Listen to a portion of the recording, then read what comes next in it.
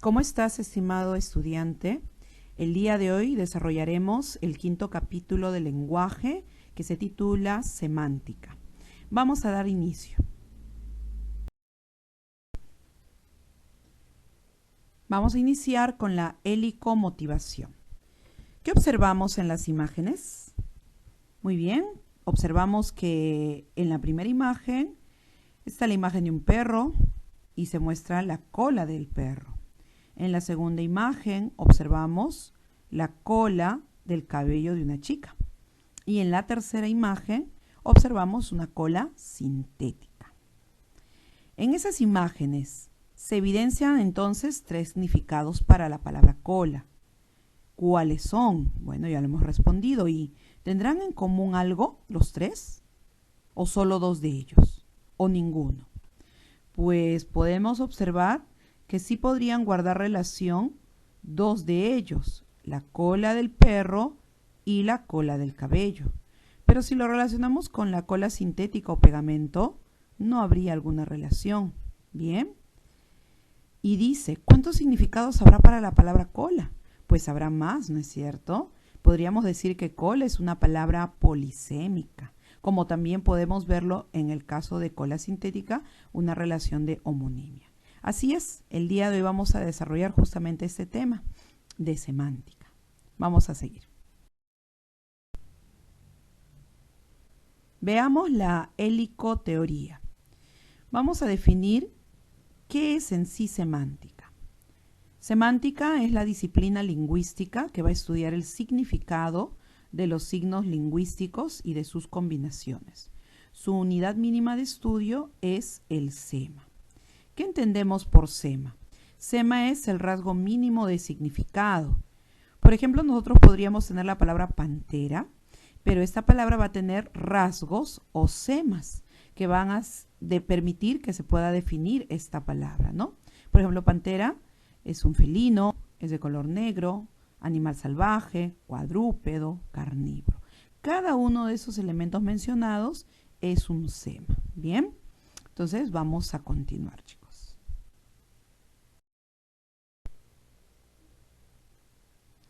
¿Qué es un signo lingüístico? Vamos a definir que el signo lingüístico es la asociación mental de una imagen conceptual, idea o concepto. En este caso podríamos pensar en un árbol y esa idea o concepto viene a ser el significado. Y obviamente la cadena sonora, la imagen acústica, árbol, vendría a ser el significante. Por ello se dice que como característica del signo lingüístico es que va a ser biplánico, puesto que presenta significado y significante.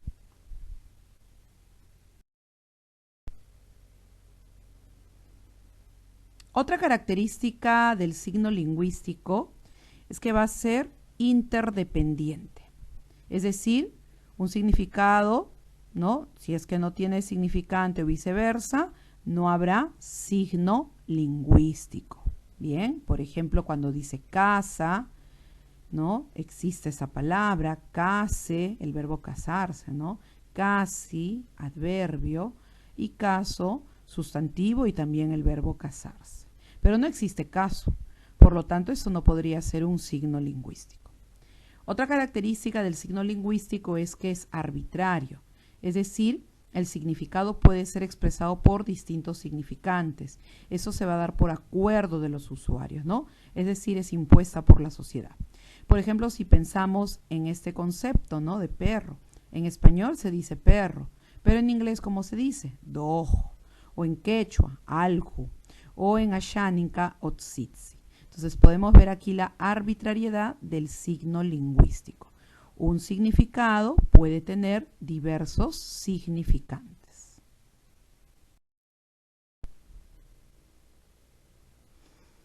Otra característica del signo lingüístico es que es lineal. ¿Qué significa lineal? Que el significante se desenvuelve linealmente en la cadena hablada, es decir, se articula un sonido tras otro. Por ejemplo, cuando digo gato, están saliendo los sonidos uno a continuación del otro. O si digo también la frase lindo gato, primero el adjetivo y luego el sustantivo. Otra característica del signo lingüístico es que va a ser mutable, es decir, que cambia a través del tiempo, ¿no? A largo plazo, obviamente. Por ejemplo, podríamos decir que nuestra lengua española proviene del latín y que en un primer momento teníamos, por ejemplo, el término amico y este derivó a amigo, ¿no? Es decir, cambió, hubo uso constante y hubo un cambio. O si digo amical, este derivó a amical, se mantuvo, no cambió, no hubo un uso constante, ¿no? Pero podemos ver entonces a través del tiempo un signo lingüístico cambia, muta. Otra característica del signo lingüístico es que va a ser inmutable a corto plazo, es decir, se mantiene inalterable durante un periodo determinado, ¿no?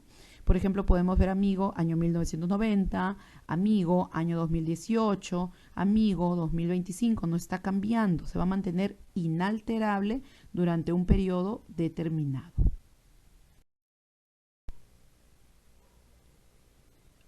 Clases de significado. Tenemos el significado denotativo y el significado connotativo. Significado denotativo es el significado básico, primario, literal, entendido al pie de la letra. Por ejemplo, cuando digo me gusta el jugo de naranja, o le rompió el cuaderno, o también esa estrella a lo lejos es muy brillante. En estas oraciones se puede entender la expresión de manera literal. En cambio, será connotativo cuando su significado es secundario, accesorio, figurado, muy usado en la literatura y en el habla coloquial. Por ejemplo, cuando diga, encontré a mi media naranja, le rompió el corazón, ella fue la estrella de la noche, tuvo un espectáculo brillante, en estas oraciones encontramos ya un sentido figurado, ¿no? Decir mi media naranja es como decir que ella es mi pareja, ¿bien? Entonces ya está cambiando el sentido. También en semántica se habla de los entornos de la palabra y es así que tenemos al contexto y a la situación. Entendamos por contexto el entorno lingüístico que rodea la palabra, es decir, el texto en que está insertado esta palabra. Por ejemplo, si digo salió bien la operación, el paciente ya fue dado de alta, la palabra operación en este caso nos permite entenderlo de una sola manera. ¿Gracias a qué? A que has tenido palabras como paciente y dado de alta, es decir, operación se entiende como una cirugía, una intervención quirúrgica, ¿no? Es decir, las palabras cercanas que han rodeado a operación permiten deducir el significado de esta. En cambio, en la situación se tiene que hablar de un entorno no lingüístico, es decir, el tiempo o espacio. Por ejemplo, si tuviera la oración, ¿salió bien la operación? Si así está, no podría precisarse el significado. Necesitaría tal vez saber dónde se dijo, ¿no? El espacio. Salió bien la operación en un hospital, significaría cirugía. En clase de matemáticas, un ejercicio matemático. O en un banco, una transacción financiera. Es decir, el lugar donde se habla permite deducir el significado de la palabra operación. También vamos a ver las relaciones de forma y significado. Es decir, podemos encontrar palabras monosémicas, palabras que van a tener un solo significado, ¿no? Muy ligadas al campo científico, como es necrosis, sífilis. También vamos a tener polisemia, es decir, significante que va a tener varios significados, pero que generalmente tienen algo en común, alguna relación. Es decir, cresta, pico, copa, cada una van a ver que va a tener varios significados. Por ejemplo, si habláramos de la palabra cresta, carnosidad roja que tiene sobre la cabeza el gallo, pero también cresta puede ser cumbre de agudos peñascos de una montaña, o también cresta puede ser cima de una ola, generalmente coronada de espuma. Entonces podemos observar que guardan alguna relación, ¿bien? Entonces eso es una polisemia. Otro ejemplo podría ser mi mano y la mano de plátanos, indicando ahí la cantidad, ¿bien? Y ahora, homonimia será también otro fenómeno donde los significantes van a ser idénticos, pero con significados distintos, ¿no? Si hablara de Lima, la fruta, Lima, la ciudad, podría ver que han coincidido en escritura, pero sus significados son distintos, no guardan ninguna relación.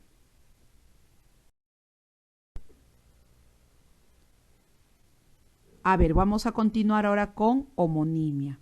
La homonimia puede ser absoluta, parcial o paradigmática. Se dice que una homonimia es absoluta cuando solo tiene diferencia semántica. Además, podemos observar que la categoría gramatical va a ser la misma. Come lima en Lima. Lima es una fruta en este caso y en Lima la ciudad. Y los dos pertenecen a la misma categoría gramatical, sustantivos. Se cayó por descuidado y se cayó para no quedar mal. En los dos casos vemos que son verbos, uno de verbo caerse y el otro verbo callarse. Esa es una homonimia también absoluta. Será en cambio homonimia parcial cuando la diferencia es semántica y gramatical. Y es decir, estamos viendo que cambia la categoría gramatical. Si digo la boleta está sobre la mesa, pásame ese sobre de dinero y ojalá no sobre tiempo, en los tres casos está viendo cambio de categoría gramatical. Está sobre la mesa, una preposición. Pásame ese sobre de dinero, es un sustantivo, y ojalá no sobre el tiempo, es el verbo sobrar. Y será homonimia paradigmática cuando solo se presente en verbo, donde observamos que la diferencia gramatical se va a dar, es decir, cambia la persona o cambia el tiempo. Si digo yo sentía amor, ella solo sentía cariño, observo que está cambiando la persona gramatical. Y si digo siempre jugamos cartas, pero ayer jugamos ludo, observamos que está cambiando ahora el tiempo, presente por pasado. Vamos a ver las relaciones entre significados. Veamos primero la sinonimia. Se llama sinonimia absoluta cuando estas palabras van a tener un mismo significado, como es cerdo, chancho, llanura, planicie. Si yo lo pongo en alguna oración, puedo usarlo de manera indistinta. Ellos viven en la llanura, ellos viven en la planicie, ¿bien? Y se llama más bien sinonimia relativa cuando su significado es más bien contextual. Me dio el bolso, me entregó el bolso. Puedo usarlo aquí normal, pero cuando digo me dio fiebre, no podría decir me entregó fiebre. En ese sentido se dice que es por el contexto, ¿bien? En la antonimia vamos a encontrar también antonimia gramatical, que en este caso es un antónimo que se da mediante prefijos. Es decir, si digo fiel, su antónimo es infiel. Estoy usando un prefijo aquí. O unir, desunir. En cambio, la antonimia es léxica cuando vamos a ver que cambia el lexema, las palabras. En este caso tenemos una antonimia propia o gradual, donde observamos que va a haber gradación. Digo caliente y su antónimo será frío, pero hay gradación, puedo decir frío, tibio hasta llegar a caliente. O si digo día, noche, puede haber gradación, día, tarde hasta llegar a la noche. Está también la antonimia complementaria, donde uno excluye al otro, ¿no? Digo vivo, muerto, y puedo decir o está vivo o está muerto. Hombre, mujer, o es varón o es mujer. Igual en la antonimia recíproca, uno implica al otro, uno justifica la existencia del otro. Por ejemplo, si digo abuelo, nieto, puedo decir que es llamado abuelo porque tiene su nieto. O si digo comprar, vender, ¿no? Alguien compra porque alguien vende. Entonces, en ese sentido es un antónimo lexical recíproco. Tenemos también relaciones de inclusión. Tenemos el hiperónimo.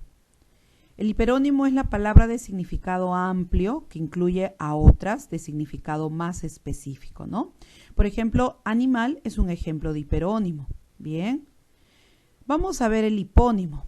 Será hipónimo la palabra de significado específico que va a estar incluida en otra de significado amplio.